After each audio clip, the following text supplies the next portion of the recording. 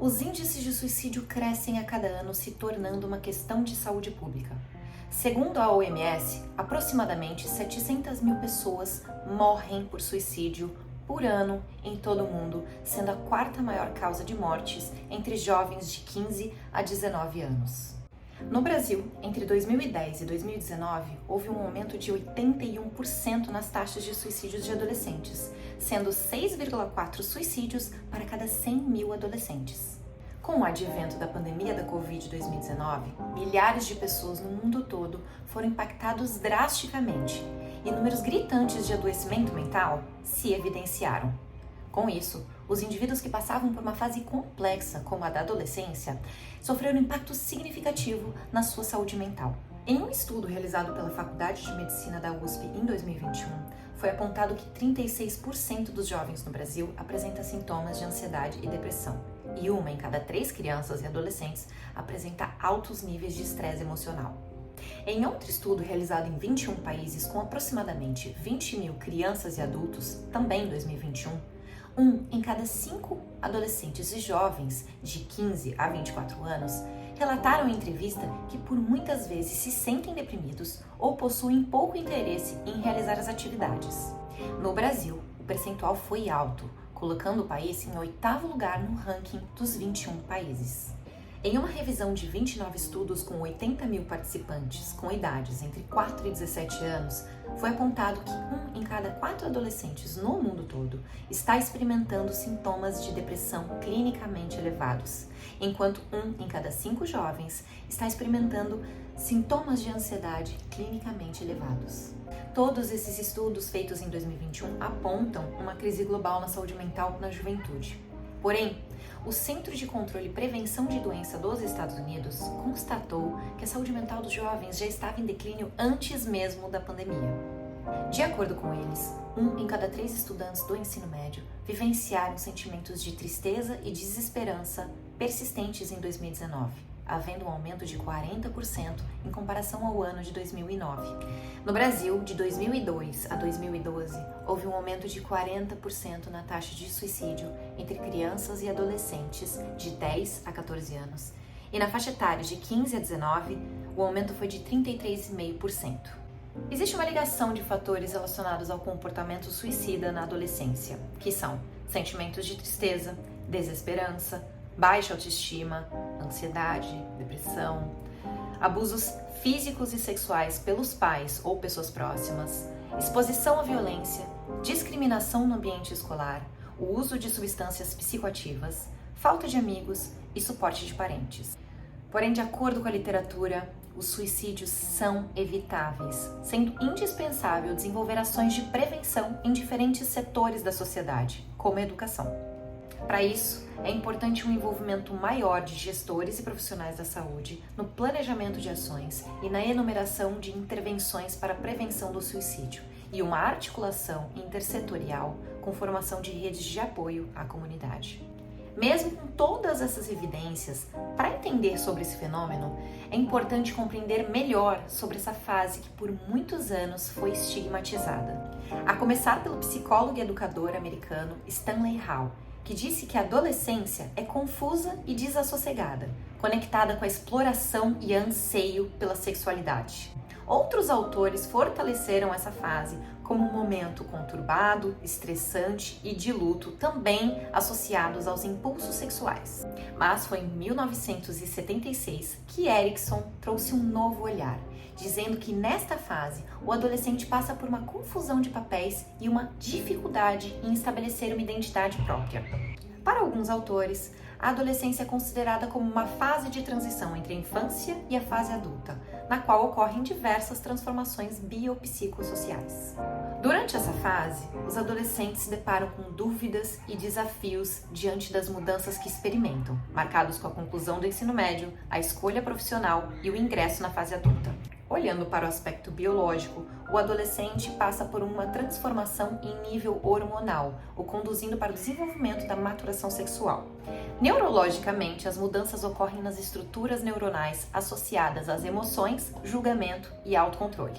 No aspecto psicossocial, os adolescentes passam pelo processo de construção de identidade, e esse é o momento em que a pergunta "quem sou eu?" surge e os valores familiares aprendidos passam a ser contestados na medida em que ficam mais expostos aos valores das pessoas do seu convívio social, influenciando posteriormente nas suas escolhas pessoais e profissionais. Por conta de uma confusão de papéis, no qual não é mais uma criança dependente, mas ainda não se tornou um adulto independente, os adolescentes vão precisar afirmar e organizar suas habilidades, entender sobre os seus interesses e desejos para então decidir que papéis vão exercer na sociedade. Outra característica marcante nessa fase é a instabilidade emocional, vivenciada por emoções desagradáveis e momentos de inquietação, que influencia na flutuação de humor e na mudança significativa de conduta, que podem levá-los a se envolver em comportamentos de risco. Por estarem passando por esse momento de vulnerabilidade emocional, esses adolescentes podem sim desenvolver sintomas de ansiedade e depressão, além do uso de substâncias psicoativas. Outras características atribuídas a adolescentes pelo ponto de vista negativo são incompletude, imaturidade, algo que não terminou de acontecer e de se desenvolver. Pelo ponto de vista positivo, as características são vistas como momentâneas e passageiras. Mesmo com todas essas atribuições, a autora levanta uma questão importante sobre a naturalização da adolescência e complementa que para a criação de políticas sociais que auxiliam o adolescente nesse processo de desenvolvimento, é necessário desconstruir a visão naturalizante com base nos estigmas da sociedade que desvalorizam os potenciais desses indivíduos. Falar sobre o ser adolescente é muitas vezes evitado por existir um certo tabu. O adolescente é reduzido às características esperadas durante esse período, e essa forma de determinismo, visto por Sartre como um processo em encerrar o outro por uma definição, faz com que o adolescente continue sendo estigmatizado. Este adolescente ultrapassa o objetivo de reconhecimento, e por isso os comportamentos estigmatizados como a rebeldia, desobediência, delinquência, surgem do fato da adolescência não ser identificada como uma fase própria da vida. Na visão dos pais, a adolescência é compreendida e estereotipada como um problema. E já esperam que será uma fase difícil, mesmo antes de ter entrado nesse processo junto com seus filhos. Nesse período, o adolescente terá que enfrentar as mudanças físicas e psicológicas marcadas pela inquietação e instabilidade emocional. E isso gera conflito no relacionamento com seus pais. Outro conflito vivenciado por pais e adolescentes é o fato de que, durante toda a infância, o adolescente foi protegido. Ao crescer, ele passa a querer tomar suas próprias decisões e, para isso, se afastará dos seus pais como forma de ser no mundo. Os seus pais, por sua vez, acabam sofrendo com a perda daquela criança que até então era protegida por eles, apresentando dificuldades em entender e aceitar esse novo ser adolescente. Sob a luz da Gestalt terapia, existem duas posturas apresentadas por pais de adolescentes que acabam interrompendo o contato na relação entre eles. A primeira é o controle excessivo com os filhos, visto como uma insegurança dos pais ao verem quem estão se tornando e se sentem impotentes. A segunda postura é a de abandono ou indiferença, negação da responsabilidade, que ocorre diante as dificuldades de acompanhar as demandas desse filho. Infelizmente, muitos pais rejeitam que um dia foram adolescentes, deixando de lado experiências vividas naquela época que poderiam trazer recursos para um autossuporte, possibilitando uma comunicação melhor com seus filhos. Foi feita uma pesquisa que concluiu que os adolescentes que dialogam com seus pais sobre suas emoções aprendem com mais facilidade estratégias para regular suas emoções. Promover um espaço de discussão e resolução de problemas é um fator preventivo para o desenvolvimento de transtornos mentais na adolescência. Saber regular e gerir as emoções é de extrema importância em qualquer fase de desenvolvimento. O aprendizado emocional e social é um processo no qual as crianças e os adultos entendem e gerenciam suas emoções, definem seus objetivos, demonstram empatia para com os outros, estabelecem relações positivas e, assim, tomam decisões responsáveis. Entretanto, quando a pandemia da Covid-19 surgiu e foi estabelecido o fechamento das escolas, clubes, shoppings, academias, praias, parques, todos passaram a viver o distanciamento social. Com isso, os adolescentes restritos dentro de casa, sem poder se relacionar fisicamente com amigos, colegas, professores, rede comunitária, começaram a acessar ainda mais os jogos virtuais, vídeos e redes sociais. Com o uso indiscriminado da internet e mídias sociais por adolescentes, surgem os transtornos de atenção, transtornos obsessivos, de ansiedade e dificuldade com a linguagem e comunicação, prejudicando diretamente a aprendizagem. Além disso, a tecnologia pode ser um motivo para o isolamento social, afetando a capacidade de socialização dos adolescentes que podem ter problema para diferenciar o mundo real do virtual. Ao mesmo tempo que os adolescentes podem interagir com um número maior de pessoas nas redes sociais, eles se distanciam da comunicação interpessoal com a sua família. A diminuição da interação face a face pode contribuir para o desenvolvimento de problemas psicológicos, e o aumento das mídias sociais pode provocar impressões distorcidas de si próprio, intensificando os sintomas depressivos. Com a diminuição da interação dos adolescentes com o mundo real, uma vez que ficar em frente à tela do computador e celular traz uma certa segurança, eles evitam sentir frustrações, rejeições e sentimentos que eles precisam enfrentar e vivenciar no mundo real. Mas então, como intervir diante este cenário?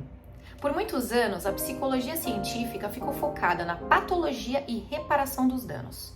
Com isso, surge uma necessidade para que também se tenha atenção aos aspectos sadios do desenvolvimento humano.